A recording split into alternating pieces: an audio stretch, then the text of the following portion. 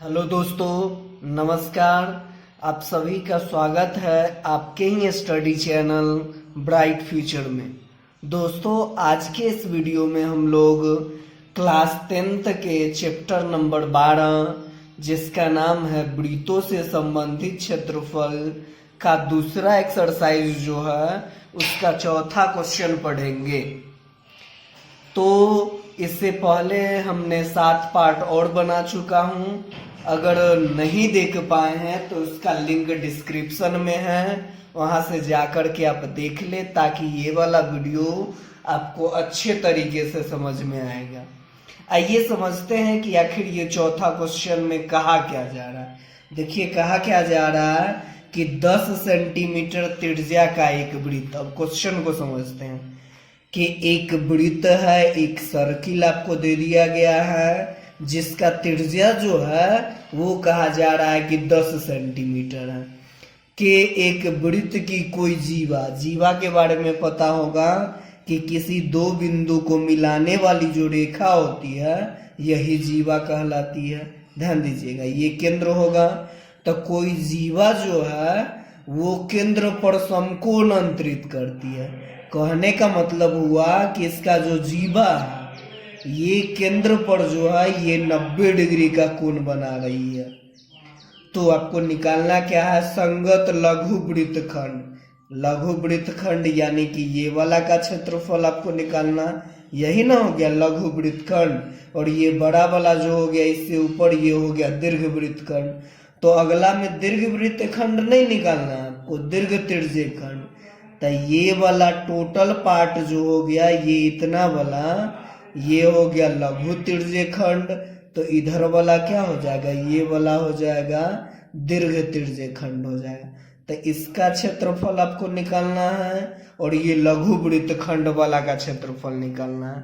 तो आइए इसको हम सोल्व करते हैं। सबसे पहले जो क्वेश्चन में दिया गया वो लिख लेते हैं। तो क्वेश्चन में दिया गया आपको त्रिज्या को शॉर्ट फॉर्म में क्या लिखते हैं, आर। बताइए तो कितना दे दिया गया, ये आपको दे दिया गया 10 सेंटीमीटर। साथ ही साथ ये कोण पर कितना समकोण अंतरित कर रहा है ना, यानी कि थीटा का जो मान है ये आपको दे दिया गया है 90 डिग्री। अच्छा, ये दोनों टर्म समझ में आ गया। तो अब चलते हैं पहला क्वेश्चन में क्या निकालना है हमको। तो पहला क्वेश्चन में निकालना है लघु वृत्तखंड का क्षेत्रफल। लघु वृत्तखंड का क्षेत्रफल। लघु वृत्तखंड का क्षेत्रफल आपको पता होगा कि लघु वृत्तखंड यानी कि वृत्तखंड का क्षेत्रफल। और वृत्तखंड का क्षेत्रफल अगर आप याद किए होंगे तो क्या होता बताइए तो होता r² इंटू में क्या होता पाई थीटा बटे 360 डिग्री माइनस में होता है 1/2 साइन थीटा। क्या यही फॉर्मूला होता है ना। आइए इस पर बैठाते हैं, उसके बाद मान निकालेंगे। अच्छा बताइए तो r का मान कितना दे दिया गया है, तो कहिएगा r का मान 10 दे दिया गया, तो 10 का स्क्वायर हो जाएगा। इंटू में देखिए पाई का मान नॉर्मली हम लोग 22/7 लेते हैं, लेकिन इस क्वेश्चन में कहा जा रहा है कि आपको 3.14 लेना है। तो ले लीजिए 3.14 गुने थीटा का मान देखिए तो कितना डिग्री दे दिया गया 90 डिग्री। अब बट्टे में कितना है 360 डिग्री माइनस में 1/2 साइन थीटा का मान कितना डिग्री है 90 डिग्री ना। और इससे आगे जब बनाएंगे तो देखिए तो क्या हो जाएगा बताइए, 10 का स्क्वायर कितना हो जाएगा 100 हो जाएगा। इंटू में करते हैं 3.14 गुने में 90 डिग्री बटे 360 डिग्री माइनस में 1/2 साइन 90 का मान आप त्रिकोणमिति पढ़े होंगे तो साइन 90 का मान जो होता है वो 1 होता है। अब बताइए कुछ कटने उठने वाला नजर आ रहा है आपको, देखिए तो बिल्कुल कटने वाला आ रहा है। 90 से ये कितने बार में कट जाएगा, 4 बार में कट जाएगा ना।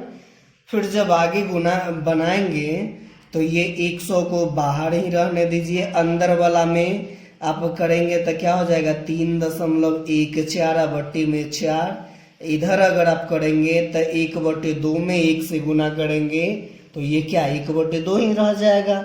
फिर अब अंदर में बनाना होगा आपको भिन्न का घटाव, तो बनाइए तो भिन्न का घटाव आपको आता ही होगा। अब इसमें से बताइए तो 4 और 2 का एलसीएम कितना हो जाएगा, 4 हो जाएगा ना। 4 का 4 एक बार में, इसीलिए 3.14 वैसे ही रह जाएगा। 2 का 4 2 बार में, इसीलिए 1 दूना 2 हो जाएगा। अब घटाइएगा जैसे ही तो 100 तो रहेगा ही।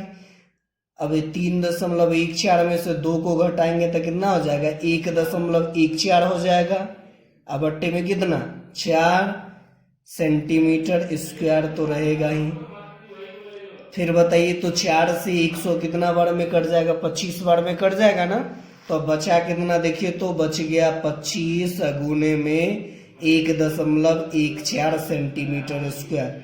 अगर आप इसको गुना कर लेंगे तो कितना हो जाएगा बताइए तो, 1 मिनट इसको गुना करिएगा तो ये आ जाएगा 2850। दशमलव के बाद 2 अंक है, इसीलिए 2 के बाद दशमलव दे देंगे। यानी कि इसका जो लघु वृत्तखंड का क्षेत्रफल आ गया, देखिए तो कितना आ गया, 28.5 सेंटीमीटर स्क्वायर। आशा करता हूं कि ये लघु वृत्तखंड वाला आपको समझ में आ गया होगा। फिर अगला में देखिए तो अगला क्या निकालना है आपको, दीर्घ त्रिज्यीय खंड निकालना है। तो दीर्घ त्रिज्यीय खंड निकालने के लिए आपको क्या करना पड़ेगा कि पहले लघु त्रिज्यीय खंड निकालना हो, नहीं तो डायरेक्ट दीर्घ त्रिज्यीय खंड का क्षेत्रफल निकालना। दीर्घ त्रिज्यीय खंड का क्षेत्रफल, और पता होगा दीर्घ त्रिज्यीय खंड का क्षेत्रफल बराबर क्या फॉर्मूला होता है, वृत्त का क्षेत्रफल में से अगर लघु वाला को घटा, देखिए ना ये छोटा वाला त्रिज्यीय खंड हो गया, इसमें से अगर हम वृत्त वाला में से इसको घटा लेंगे तो क्या ये दीर्घ त्रिज्यीय खंड का बच जाएगा ना। तो वृत्त का क्षेत्रफल माइनस में लघु त्रिज्यीय खंड का क्षेत्रफल, लघु त्रिज्यीय खंड का ये या त्रिज्यीय खंड।